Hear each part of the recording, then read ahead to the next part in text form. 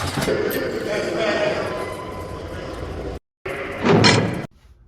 good, YouTube? Once again, it's your boy OG Hollywood coming back at you with another edition of the Ferguson Chronicles, better known as Dayroom Talk, bringing it live from your day room to the streets to your living room. Today, I have an individual on the show by the name of C.Will. Met C.Will on the Ferguson Unit. But before I get started, I always got to tell you a little bit about me. Did 25 years on a life sentence in the Texas Department of Criminal Justice. Met a lot of guys in prison. And this was one of those guys that I got close to. So without further ado, let's get at C.Will, please. What's up, Chili? What's going on, Hollywood? Oh, man, first and foremost, man, I want to tell you I appreciate you for coming on the show, man. It's been a long, long time since I saw you, man. And I just brought you in, man, just to see where you at now versus where you were then, which was easy to figure out because we were running in and out of day rooms, going up and down that hallway. You know what I'm saying? Right. So, man, tell the viewers a little bit about you, man, where you from and what led you to prison. All right. Like you said, my name's C.Will. I landed on Ferguson in 1999. I was 18 years old with a 20-year sentence. I ended up doing 10 years on Ferguson, 16 altogether. I've been home since April 2015. Like I said, I caught my case when I was 18 years old, 20-year sentence for robbery. I landed on Ferguson, and the rest is history, you know. We got through it, we did it, we back home, and we focused on being successful, man. So let me ask this, man, like I asked everybody else, and it's important I ask this question because we all think different when we land at the back gate of the unseen hand, which is called the Ferguson Unit. So, yeah. What was C.Will thoughts when he landed at that back gate of that Ferguson Unit? Man, let me tell you, I was on diagnostic duty. You know, you're going through all the what is called classification and everything. So they said, man, you're going to Ferguson Unit. I go back on the wing. You going to Ferguson? Oh, they rocking over there, man. You might well go on and get ready too, man. You're bright skin, you got good hair, or they gonna try you out the gate. So when I got to that back gate, that's what it was. I was looking to be tried, you know. Me being from Fifth Ward, a lot of people get by on that alone, just all day from Fifth Ward. You know, you hit the unit, you meet people, you know people and everything, but now you gotta make your own path, man. So I was focused on making my own path when I came through the back door. You know, ironically, you know, I got over there, it just wasn't hard pressed like that, you know, the way people were saying it was on certain sides of the unit. You know, I had the benefit of ending up the hallway, you know, how people say. But yeah, so that was my thing. I was solely focused on survival when I hit Ferguson Unit.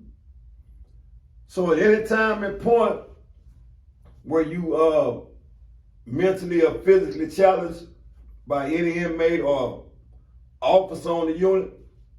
You know, the mental challenge was always there, man. We're young, we doing time, we're away from our families and everything, so the mental challenge was constant.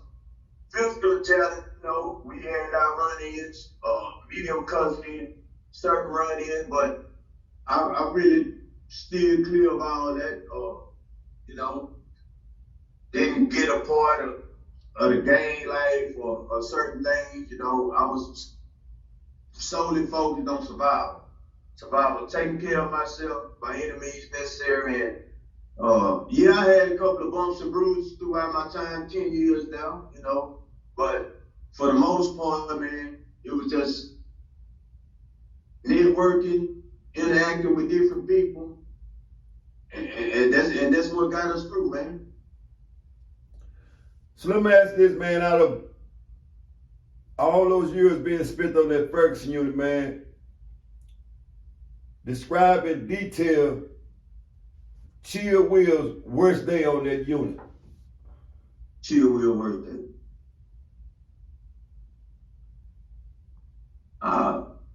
It was like, you know, I don't know if you remember or not, me and Big Pun got into it. It was more than a physical altercation. It felt like it was betrayal between two brothers that led up to that, you know. So it was and that probably was my worst encounter on Ferguson, let me say that. Or with me and Big Pun, I don't know if you remember or not. R.I.P. He's not even with us. But I'm gonna tell you how trivial and how petty stuff be, you know. So we had an altercation. We had a disagreement, we had an altercation. So I don't know if you remember Folk Trey. Yeah. Trey came and told me, hey man, y'all gotta squash that. Folk Trey and China Bunny, and y'all gotta squash that, y'all gotta work that out. So I felt I was an SNI at the time. I felt out of place. Me and Big Fun fought, did our thing. And after that, it was like, it was a mutual respect. Now fast forward many years later, me and Fun was out here in the streets, connecting, doing our thing, you know? So yeah, a lot of stuff, I mean, that was probably my worst encounter on first. So that's, if you know that story, then that's that, you know? So let me ask you this, man. So being 18 in prison with a 20-year sentence, right? And we all prepare ourselves mentally to do different things and to move in different ways, right? Right. So how did you prepare yourself mentally on a daily basis while you was incarcerated in the Texas Department of Criminal Justice? I'm gonna tell you the secret, man. It sounds kind of harsh too. You just gotta turn your heart cold and cut out the outside world. See, if you constantly worried about what's going on the outside them gates that you can't control, man, you're gonna lose your mind. Your sanity. I used to say this, man. I used to have conversations with plenty of people, you included, in the day rooms and everything. And, you know, coming up on the red brick unit, we be in the day room, and I told a friend of mine before, each one of those bricks holds somebody's sanity, man. They done lost it in here. And I refuse to let my sanity be on one of those bricks up there, man. I'm taking my sanity with me back outside. So in order for me to do that, Hollywood, man, I had to like distance myself from the outside world.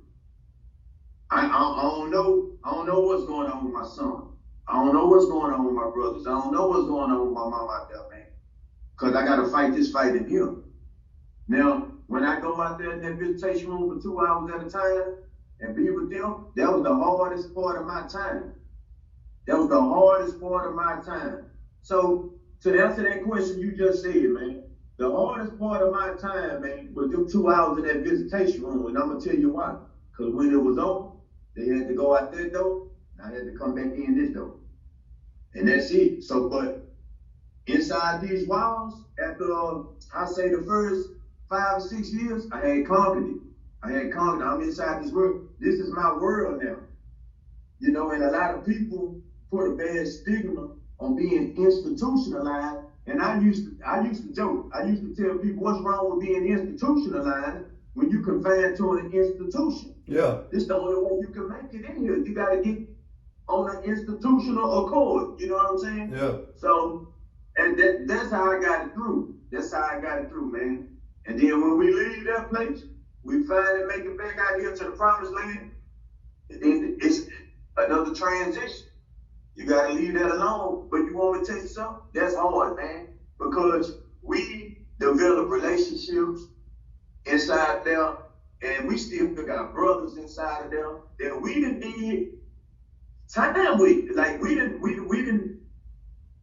been through the trenches with these people. And there's some people in there that I feel closer to than I feel with my own people out here because of the things we done been through and the things that, the elements that was vital to establishing those relationships. You know what I'm saying? Yeah. So, man, let me ask this, Chill. So, I understand, like you said, you build bonds with brothers in prison, and you feel like today you know them better than your own family, right? Right. So after leaving, man, that Ferguson Unit, man, as a matter of fact, I asked this. When that day finally came and they told you that you was finna exit Department of Criminal Justice, right? What was that feeling like to C.Will from a mental standpoint? And it was unreal. It was unreal, you know? Even before I came out, right now, all I know is I got an L5. Man, it was unreal. Like, what I'm gonna do? I'm gonna do this, I'm gonna do that, right? Yeah, everybody have a game plan. Everybody have a game plan. I think it was, well, you know, somebody said everybody have a game plan till you get punched in the nose. You know what I'm saying? So when you came out that gate, you come out that gate, now it's showtime. Some people don't have the luxury of basking in the glory of being home now. You know, some people got to get their ground and hit running. They don't have nothing to nobody.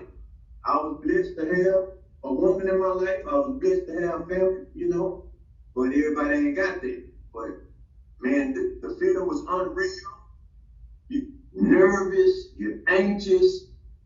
It's just, and to this day, I haven't found the words to describe that feeling yet, Hollywood.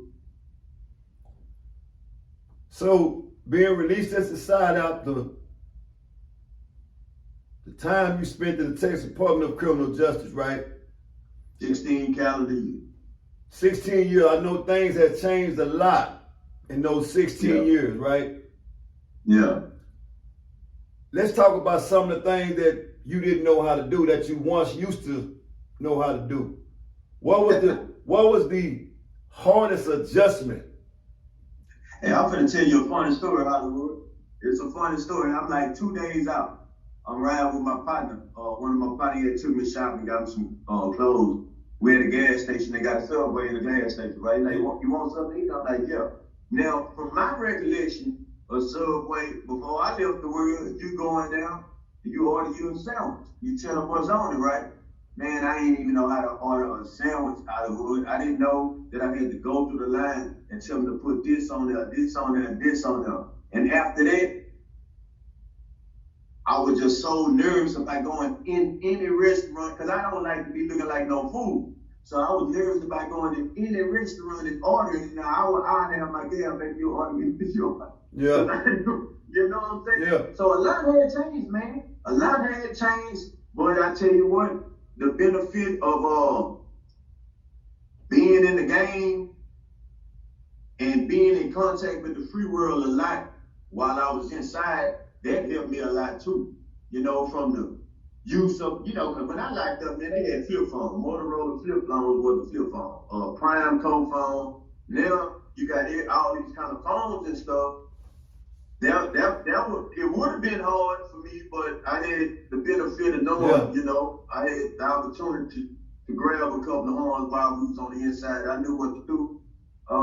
It wasn't too much, man. It wasn't too much. Like I said, I went in when I was 18, so it was a lot to adjust to being grown out here in the free world when I had never been grown man out here before, you know.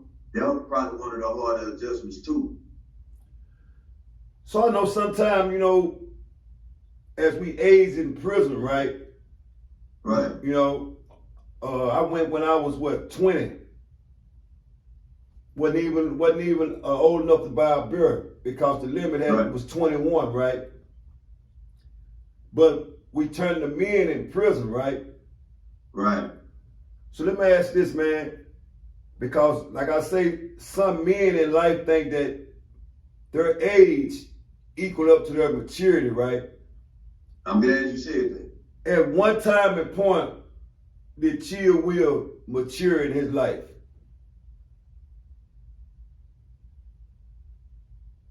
I matured. As a matter of fact, as far as mastering certain emotion and stuff, I feel like I matured a whole lot on Ferguson Unit. I was learning a whole lot over there, you know. And then, but even today, like, it's certain encounters that I get involved in. I have to tell people. I made the statement before. Like, I'm 40 years old, man. I'm a 40-year-old. I'm a 7-year-old grown man. I'm a 7-year-old grown man out here because I started learning life 7 years ago when I was released from prison. Responsibilities, paying bills, doing things that grown, mature men do. This is a first for me, even though I'm 40 years old, because of my incarceration, you know? So I feel like I matured, and I'm still maturing in Hollywood. I'm still maturing. It's still stuff that I still gotta master, you know? So I think it's an ever going process. I don't feel like it's fully mastered until, you know, you close your eyes for that last ride. So man, let me ask you this. So let's talk about some of the struggles. Some of the struggles you had since you've been out, man. You know, from a mental standpoint, that you able to give to the viewers, man, because I know that in our everyday life, everybody struggle in different ways, and we adjust in different ways, right? So tell us some of the ways that you struggle, man, and how you are able to adapt to those struggles and not fall backwards to where it leads you back to the Texas Department of Criminal Justice with another sentence, man. All right. The biggest struggle that I had, I got people out here that's doing big things in the streets or whatever, having money or whatever, and they still bumping their heads, you know. Yeah, they got all this, all the material things there, but they got court dates, you know. They got bond hearings and stuff like that, you know. So the biggest struggle for me was, and it's cliche, you can't catch up, you just gotta catch in, right? So I'm catching in my own lane. But what people don't know is, and what people need to know that's coming out, you can be successful in many different ways. You know, and you don't have to go back to the stuff that you was into. Now, don't get me wrong, I did it and did it, but I had to make that decision like, nah. You know, I hit a couple of hiccups. I'm like, nah, because it was a step. It was a skip. I'm like, nah, I can't go back down that road. I almost went back down that road. So the struggle is, you just gotta find your niche, man, that's gonna keep you out and be successful at it. Now, the struggle I have with right now is like, even at, like, I got a good job, right? Whatever people consider a good job. And just being told what to do and having a supervisor talking to you crazy, that's the biggest struggle. That alone right now will send a person busting back to the streets, man. Or people just talking to you crazy on the job or whatever, and you know you.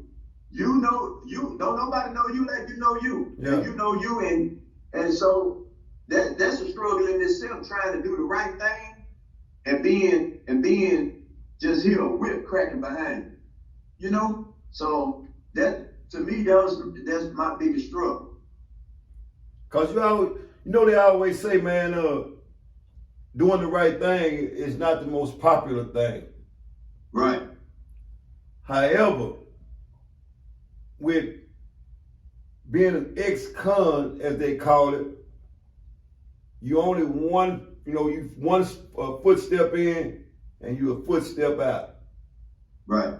So, being on the job and having to take advice from other people, in other words, somewhat still have to compromise who you are just to be able to get a check, right?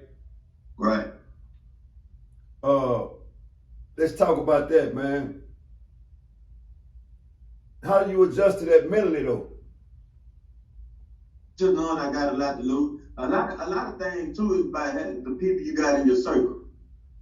I don't want to disappoint the people that didn't help me get to where I'm at. You know what I'm saying? Yeah. That's where that loyalty come in at. See, a lot of people got a misconception about loyalty, Hollywood. Yeah. Who you loyal to? The streets or the people that's got your back?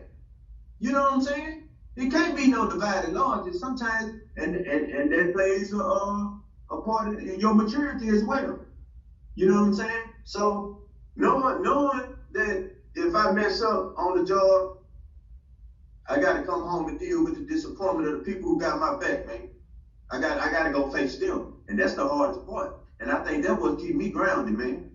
It ain't about me. It's about it's the whole team, the whole dynamics that's putting in place to make sure you getting the way you supposed to be. Hollywood, you got somebody that got your back. You know what I'm saying? Yeah. And you know the moves you making and the disappointment that you will cause them people if you slip and go back to what take a fall in anything. You know? So I think that's what keep me grounded, man. Just that sense of loyalty to the people who got your back, your circle. It ain't only for you.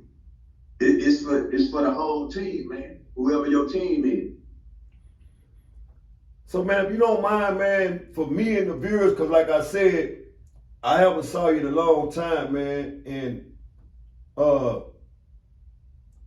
give us a glimpse inside of C.Will positive life on a day-to-day basis, man. No, I get up. We go to work. Yeah, we have fun, but my day consists of getting up, say 5 o'clock in the morning, man, getting my stuff together, going out to work, working at the Port of Houston. I done climbed up to where I'm in a position where, I can take it easy at work now, so it ain't that strenuous at work for me. But the hours alone, I get out of work sometimes, I come home, man, it ain't nothing to do. Now, we play hard too. We take vacations. We club, we enjoy ourselves because that's what we working for. What else I'm gonna do? We ain't out here trying to impress nobody. We just a team, just to take care of the family and make it back home and stay up out them gates. My days ain't too spectacular, man. To everybody else, it might be like, oh, they doing this, they doing that, but man, we just living life, man. We just taking opportunities that we can and just trying to keep it, make up for the lost time, man. We just gotta make up for the lost time and not try to be too hard on ourselves about missing those times. So let me ask this to you. So what does it really feel like to finally get a check versus working for free and to file taxes like a normal citizen, man? Hey, man, I tell people all the time, man, I say, this ain't nothing. I used to work for free. I worked for free for 16 years. And filing tax, all that stuff, well, I'll tell you this. I ain't too keen on filing tax. Last year I had to pay taxes. But that comes along with the game, man. So, yeah, man, it's a blessing. It's a blessing, Hollywood. I tell people all the time. Even I talk to some young people. Sometimes I might be breezing through the hood. I see people that know me, And look at Uncle Will, look at OG, woo, and I, hey man, what you doing? I tried to get a couple of young people on over there, but man, it feel good. It feel good. I mean, despite the alternative, I can still be in a box, or I can be down in a box. But it's cool, man. Working. I mean, long as you got your goals straight and everything, doing the right thing, like you said, doing the right thing ain't always popular. But I tell you what, I have people hit me up on a regular. Well, I'm proud of you, man. You knew when to walk away, And that's the whole thing. Just know when to walk away, man. So from the life we used to live. Let's take a couple of steps backwards in your life, right? Because those same youngsters that you used to see, the same youngsters that you see on a daily basis and you give advice to, right? Can you see yourself when you wasn't chill who you are today and they used to give advice to you, right? Right. How did that make you feel now that you're able to give advice to those that you see on a daily basis? In other words, what they say, teach one, reach one. How did that make you feel? I tell you what, sometimes it could be disheartening, man, discouraging, because these youngsters, they ain't, and it makes you not even want to say nothing, because they're like, hey, man, they ain't trying to listen, but they see. Now, see, the difference is, when people was telling me growing up, they were side by side with me. I see them in the streets every day. But the difference for me, I might pull up on the block, I might have a steel-toe boots on, 13 years old, a fresh tee, and I put a fresh tee on when I get out of work, right? And dip through the hood, they see. Whatever I got matters what you see, how much I got or whatever I got. You see me come out with these dirty boots, these dirty jeans on, I can get it out the different part of the hood. I was out there working for it, you know? So that's the difference I see today. I'm speaking from, okay, you know me, you know my history, and you know where I'm at now. But you can see the cars, you can see the jury, and you see me getting it a different way than what you out here trying to chase from another person, you know? So when I tell you, hey man, come on over here, let me show you this. Let me show you this check stub. It's a better way to do it, because you're running to the penitentiary right now. This is where that's gonna take you, you know? So sometimes the idea of just telling somebody that, knowing it ain't gonna get through, it can be discouraging sometimes, but you gotta tell them anyway. You gotta let them know anyway. You gotta try to give them the, now if they accept it or not, then you did your part, man. I can sleep good at night. Like, damn, I tried to tell them. One lesson, man. One lesson that you learned when you was incarcerated at Texas Department of Criminal Justice, man. That Patience. Patience, man. You can't be in a rush. That's what's gonna get you through, your patience. And humility, and being able to humble yourself. Just like on the job right now. Like I said, you have people, they don't know how to talk to people. Yeah. Or maybe that's just them, how they talk to people. But you gotta understand, I'm not used to that. You're gonna have to slow your roll in that. But being humble and being patient, them the biggest lessons I learned. During your time in Texas Department of Criminal Justice, man, do you feel like in some way that it made you a better person to be able to be productive in society versus the man that got sent to prison?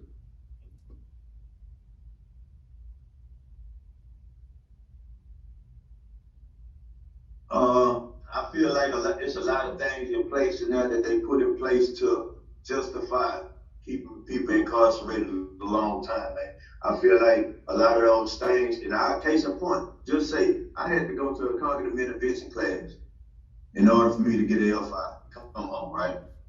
When I come home, guess what I had to go to again? A cognitive intervention class. I had to go up to the parole office once or twice a month or whatever. I'm just saying these programs are in place just to justify somebody legislated somewhere why just to say they tried to rehabilitate somebody.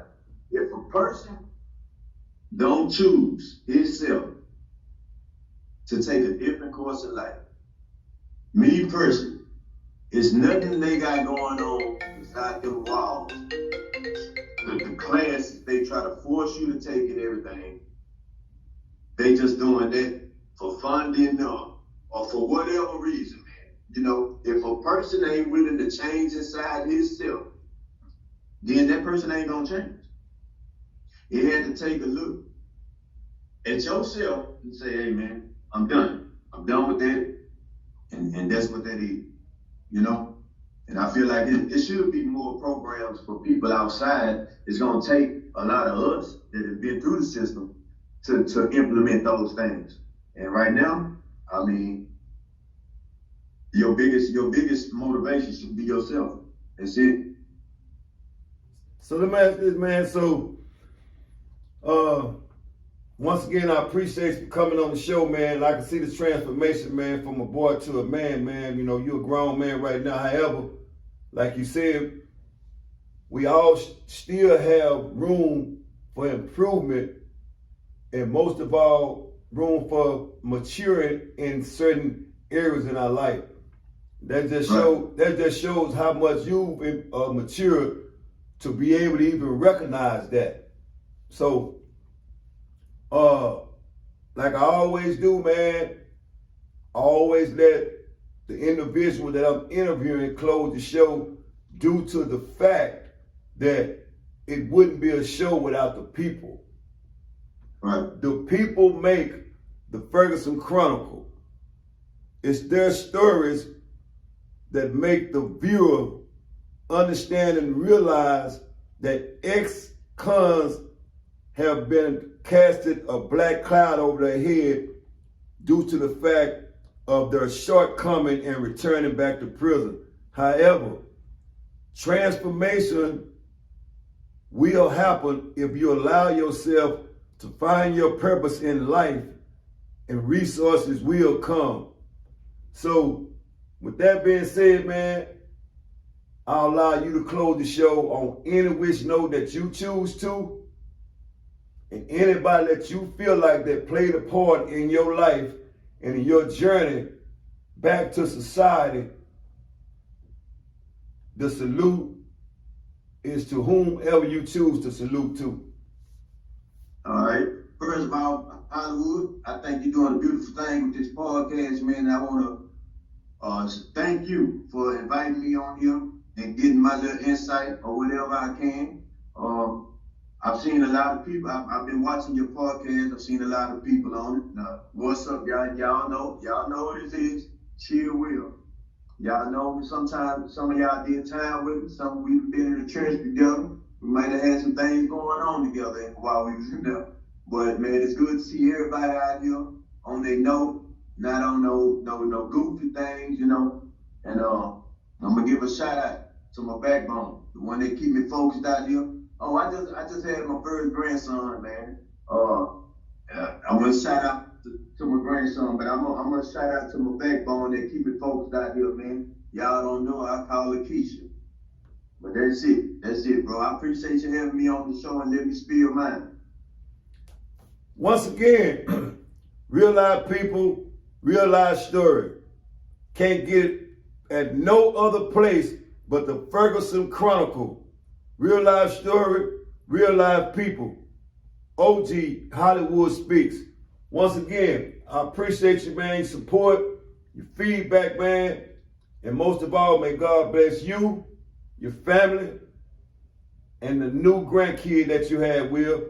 It's many more blessings will come your way, man. Stay free, stay solid, and most of all, stay positive. Salute.